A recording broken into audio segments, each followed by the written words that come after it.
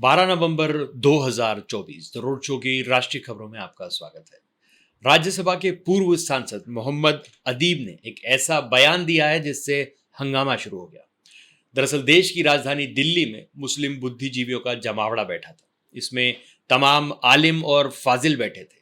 All India Muslim personal law board के सदर समेत दूसरे पदाधिकारी भी मौजूद थे। मजलिस थी वक्फ संशोधन बिल के विरोध में। यहाँ तकरीरें हो रही थी और ये डर दिखाया जा रहा था कि वक्फ बिल से मुसलमानों की जायदादें छीन ली जाएंगी। इसी तकरीर में राज्यसभा के पूर्व सांसद मोहम्मद अदीब ने इतिहास का हवाला दे दिया। मोहम्मद अदीब ने कहा कि ये मुसलमानों का एहसान है कि पाकिस्तान का बॉर्डर लाहौर तक ही रह गया, नहीं तो ये लखनऊ तक होता। लेकिन इस बयान पर किसी ने टोका टाकी नहीं की। इतना ही नहीं, इसी तकरीर में बाबरी मस्जिद का नाम लिए बिना उन्होंने बीजेपी पर भी निशाना साधा। महाराष्ट्र विधानसभा चुनाव के लिए मतदान की तारीख 20 नवंबर है। इस बीच सियासत चरम पर है। सत्ता पक्ष और विपक्ष एक दूसरे पर तीखे हमले कर रहे हैं। प्रदेश के मुख्यमंत्री एकनाथ शिंदे ने उद्धव ठाकरे पर जमकर निशाना साधा। सोमवार को एक चुनावी जनसभा के दौरान शिंदे ने उद्धव पर तंज कसते हुए कहा कि शिवसेना का चुनाव चिन्ह मशाल तो बस घरों में आग लगाने का काम कर रही है और समुदायों के बीच दरार पैदा करने का काम कर रही है। वे मशाल को क्रांति का प्रतीक कहते हैं, लेकिन उनकी मशाल घरों को जला देती है और समुदायों के बीच दरार पैदा करती है। इसके साथ ही शिंदे ने मुस्लिम वोट बैंक का भी जिक्र किया और साथ ही महाविकास अघाड़ी के 2.5 साल के कार्यकाल पर भी निशाना साधा। मध्य प्रदेश के मुख्यमंत्री मोहन यादव ने अमेरिकी राष्ट्रपति चुनाव को लेकर बड़ा बयान दिया है। सीएम मोहन यादव ने सोमवार को दावा किया कि अमेरिका में हुए राष्ट्रपति चुनाव के दौरान निर्वाचित राष्ट्रपति डोनाल्ड ट्रंप एवं कमला हैरिस भारत पर निर्भर थे। ग्वालियर में सीएम मोहन यादव ने कहा कि दुनिया की सभी महाशक्तियां भारत के साथ जुड़ना चाहती हैं। सीएम ने कहा, हमारे प्रधानमंत्री शुभंकर हैं और भारत ने दुनिया को अपने लोकतंत्र की ताकत भी दिखाई गई है। आज कोई भी बड़ी महाशक्ति भारत के साथ जुड़ने में अपना फायदा देखती है। हमने ये अमेरिकी राष्ट्रपति चुनावों में देखा कि चाहे ट्रंप हो या कमला हैरिस हो, दोनों भारत पर निर्भर थे। हमें खुशी है कि राष्ट्रपति पद के लिए निर्वाचित डोनाल्ड ट्रंप निजी तौर पर मोदी जी के मित्र रहे और रूसी राष्ट्रपति भी भारत की ओर देख रहे हैं। राजस्थान के सरकारी कॉलेज अब भगवा रंग में रंगे जाएंगे। इस संबंध में प्रदेश की भजन लाल शर्मा सरकार ने निर्देश जारी कर दिया है। सरकारी कॉलेज के मुख्य द्वार और गैलरी को भगवा रंग से रंगा जाना आवश्यक किया गया है। अंदर के शेष इलाके को रंगने में भी भगवा रंग को प्राथमिकता देने के लिए कहा गया है। अंदर हॉल में सफेद रंग होगा। शुरुआती दौर में 20 प्रमुख कॉलेजों के लिए आदेश जारी किया गया। इसके बाद प्रदेश के सभी कॉलेजों में इस आदेश की पालना सुनिश्चित करवाया जाएगा। कॉलेज आयुक्तालय की ओर से यह आदेश जारी किया गया है। अपने बयानों को लेकर अक्सर सुर्खियों में रहने वाले फिल्म निदेशक राम गोपाल वर्मा नई मुसीबत में फंस गए। आंध्र प्रदेश के प्रकाशम जिले में फिल्म निर्माता राम गोपाल वर्मा के खिलाफ मामला दर्ज किया गया है। जानकारी के मुताबिक राम गोपाल वर्मा आंध्र प्रदेश के मुख्यमंत्री एन चंद्रबाबू नायडू और उप मुख्यमंत्री पवन कल्याण की कथित तौर पर छेड़छाड़ की गई तस्वीरों को सोशल मीडिया पर शेयर करने का आरोप लगाया। इस पूरे मामले को लेकर प्रकाशम जिले के पुलिस अधीक्षक ने जानकारी दी है कि राम गोपाल वर्मा पर CM N Chandrababu Naidu, deputy CM Pawan Kalyan और उनके परिवार के सदस्यों की तस्वीरों के साथ आपत्तिजनक तरीके से छेड़छाड़ करने के आरोप में राम गोपाल वर्मा के खिलाफ मड्डीपाड़ू पुलिस थाना में मामला दर्ज किया गया है।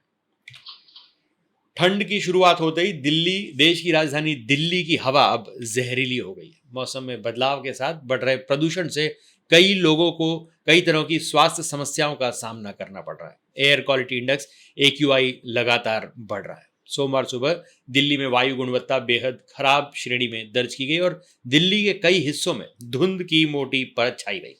केंद्रीय प्रदूषण नियंत्रण बोर्ड CPCB के मुताबिक दिल्ली में सुबह 9 बजे कुल AQI 349 दर्ज किया गया। हालांकि दिल्ली के 39 में से कम 2 मौसम केंद्रों बवाना और जहांगीरपुरी ने वायु गुणवत्ता सूचकांक गंभीर श्रेणी में 401 और 472 दर्ज किया है। राष्ट्रीय राजधानी दिल्ली में डेंगू के मामलों की संख्या लगातार बढ़ रही है। बीते एक हफ्ते में डेंगू के 470 से ऊपर मामले सामने आए।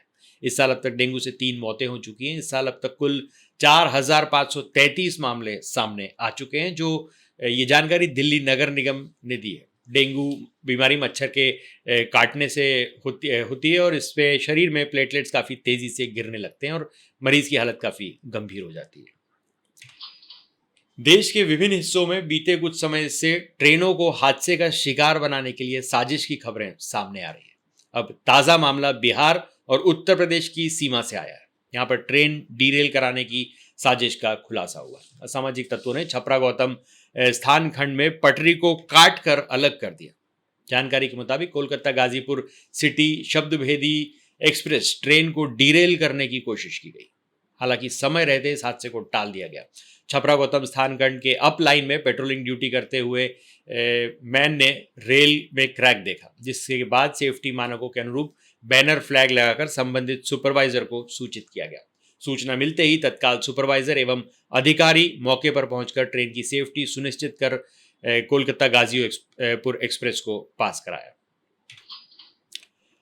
मध्य प्रदेश के प्रसिद्ध बागेश्वर धाम के प्रमुख पंडित धीरेन्द्र कृष्ण शास्त्री 21 नवंबर से 160 किलोमीटर की भव्य पदयात्रा शुरू करेंगे, जो बागेश्वर धाम से शुरू होकर ओरछा धाम में 29 नवंबर को संपन्न होगी। इस यात्रा में वो हर समय मौजूद रहेंगे। उनकी ये यात्रा बागेश्वर धाम से शुरू होकर ओरछा धाम पहुंचेगी। इस दौरान कई स्थानों पर भव्य भजन संध्या जैसे कार्यक्रम होंगे, जिसमें सैकड़ों भक्त शामिल होंगे। 8 दिन तक चलने वाली इस यात्रा का समापन 29 नवंबर को ओरछा में होगा।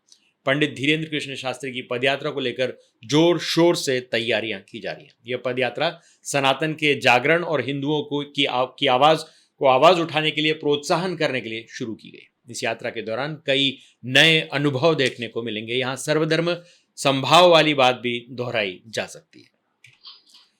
उत्तर प्रदेश और मध्य प्रदेश में खाद नहीं मिलने के कारण किसान बुरी तरह से परेशान हैं। हालात इतने खराब हैं कि सुबह से लाइन में लगने के बाद भी किसानों को खाद नहीं मिल रही। ऐसे में यूपी के लखनऊ से लेकर मध्य प्रदेश के टीकमगढ़ तक नाराज किसान हंगामा कर रहे हैं और यही वजह है कि दिन भर इंतजार करने के बाद भी एक बोरी खाद नसीब नहीं हो पा रही। यूपी की राजधानी लखनऊ के मोहनलालगंज में स्थित असलम नगर की सहकारी समिति में खाद लेने पहुंचे किसानों ने जमकर हंगामा किया।